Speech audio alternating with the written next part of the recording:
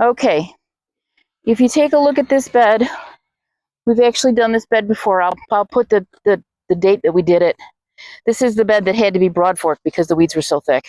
And this is also a perfect example why you hear gardeners say, don't leave the soil uncovered. And this is a perfect example because I came through, I removed all those weeds, and then I left the soil uncovered. I should have put a mulch on here. It would have kept the soil damp. It would have helped me out. And now I'm left with these weeds, and they're covering the soil. So before I'm done, I'm gonna just do a quick covering of the soil. The reason, and it's just a twofold reason, it's not just the weeds.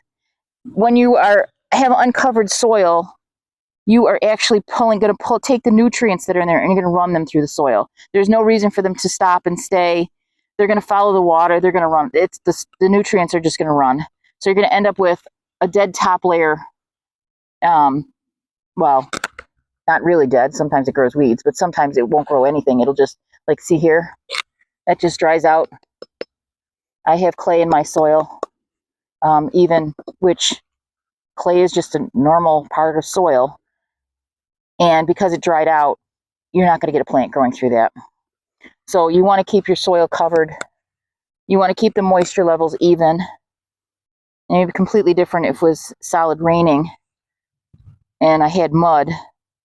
And even then, I still might cover the beds, depending on the plant. So don't leave your soil uncovered. This is why. You want to cover it. You want to plant something in it. You want to deal with it. My asparagus bed is another perfect example of why you should cover the soil and not leave it. The benefit is these weeds are not very deep rooted. They haven't had enough time to really deep root. I don't see any thistles that have grown to a point where they are a problem. Most of these weeds are just from me disturbing the soil, because in all soil you will have what they call dormant seeds. You'll have dormant seeds in almost all of your soil. I think they've even proven this. I could say maybe not proven it, but you take your deserts, nothing, and then all of a sudden they get rain that they didn't anticipate, and it soaks in, and it'll bloom. The desert will bloom because there's always a layer of seeds in there and plants that are just waiting for the right conditions. So when I remove the weeds, I've made the right conditions for the next group of plants to grow. So one of the ways to stop that is to cover the soil so that it doesn't get the sunlight it needs. And the other thing is covering the soil, keeping the moisture, so that when I do plant my plants, I have an ideal soil for them to go into.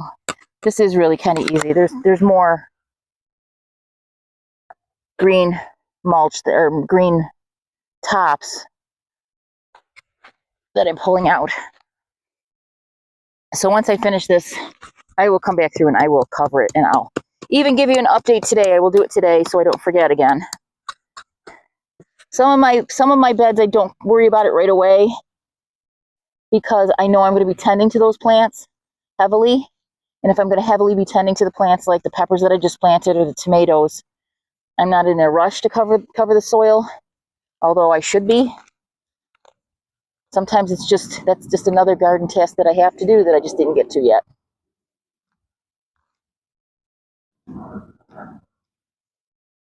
And see, I'm running my hands across. There's a lot of these. They're roots. And I want to get them.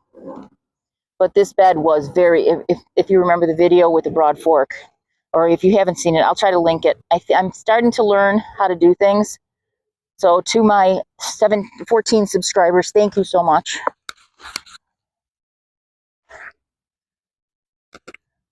Some of you I might know, some of you I might not know.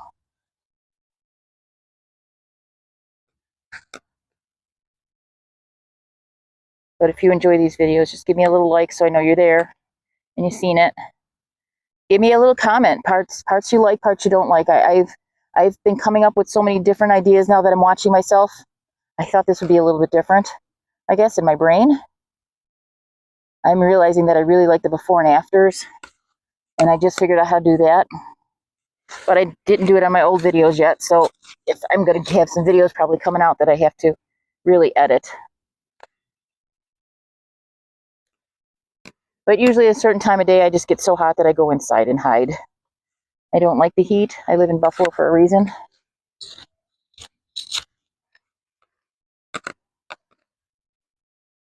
And when I don't know if you can see this or not on the videos, but I'm digging my hands into the soil and I'm actually getting below the roots.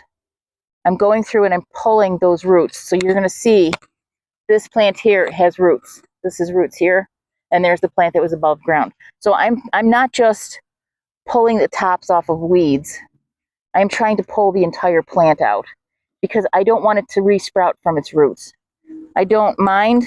I usually garden my weeds based on exhaustion. I keep pulling them until they're exhausted. But if I can get the roots, the exhaustion, or most of the roots, the exhaustion process is a little shorter because if it spreads by roots, I'm just going to have to really work on that exhaustion. Your grasses are kind of like that. Whatever these things are, this is a grass for me that's got a red bottom. I'm not quite sure what that is, but I can definitely, they're connected. Creeping Charlie for me, which I just found out recently is a plant. It was a plant sold at a store. Like, oh, I wish I would have known that when they were selling them. I would have been protesting or something.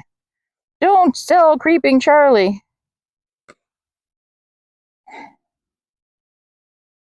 Same thing with morning glories. I mean, if you can contain them, good. If you can't,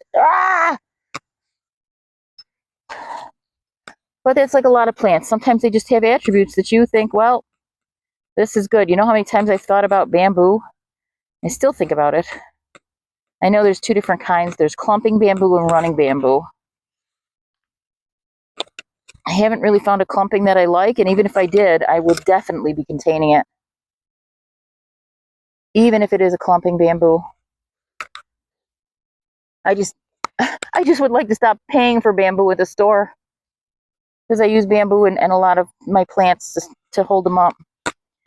Even though I have the cattle panel for the tomatoes, you still got to get the tomato up high enough to get to the cattle panel. It's got to be supported at the base as it's growing because it will flop over.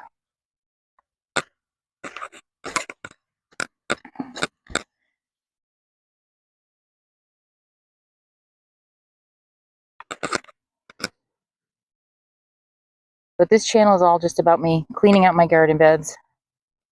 I like it. It's meticulous. It's slow. A lot of it's the same over and over again.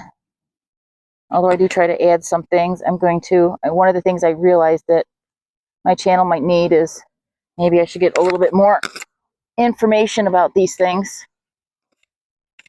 Sometimes you do something for so long, you don't even think about it. You just do it. Like, why do I always pull out the thistle? Well, because it tends to come back.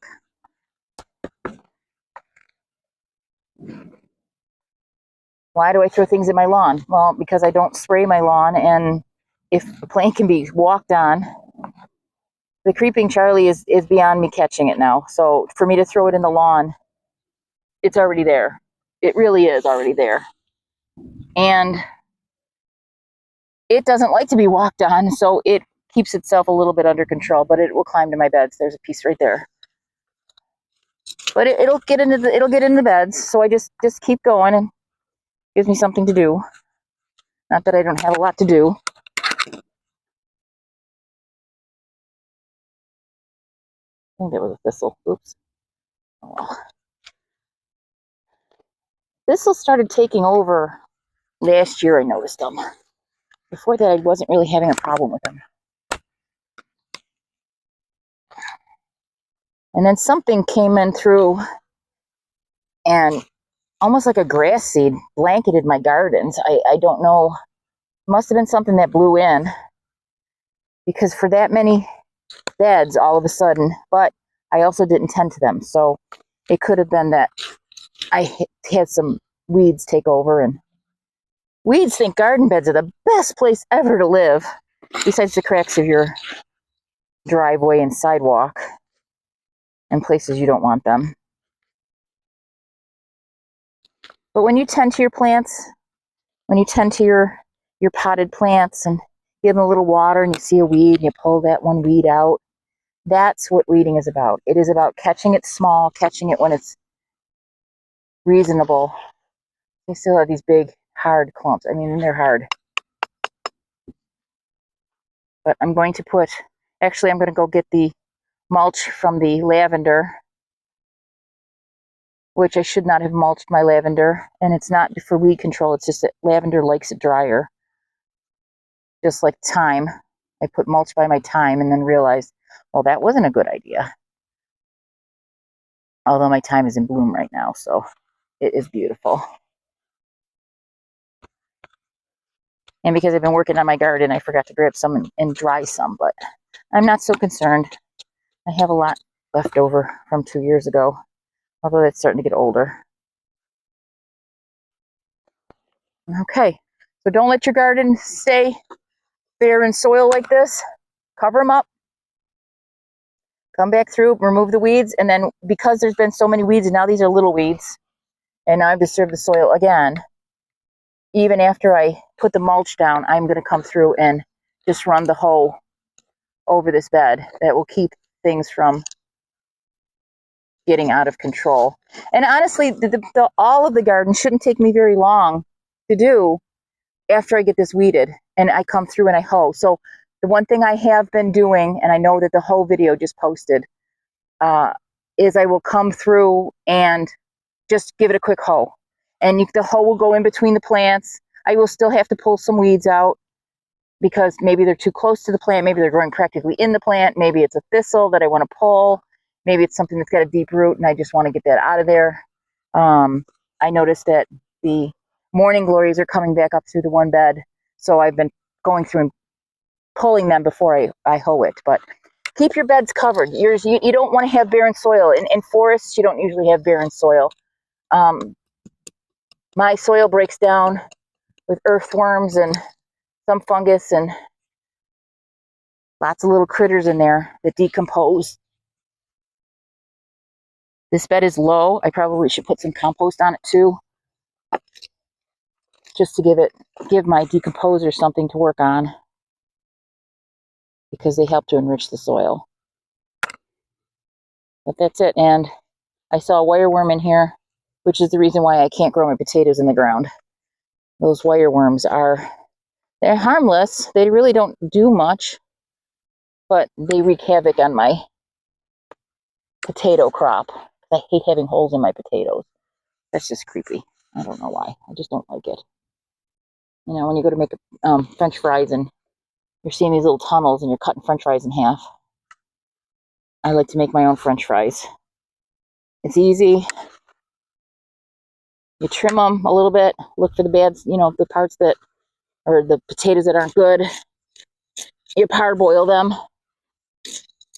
I cut them in, but I'm sorry, I'm missing steps here. Again, the programming brain. With potatoes, you clean them, cut them, parboil them, let them dry a little bit, freeze them on flat sheets, and then you can cook them in the oven just like you would any other potatoes. And then I just use a little bit of olive oil. But I've been reading labels lately, and I don't like all the stuff that they put on your French fries. And the kids seem to like the other French fries, especially if you grow blue French fries.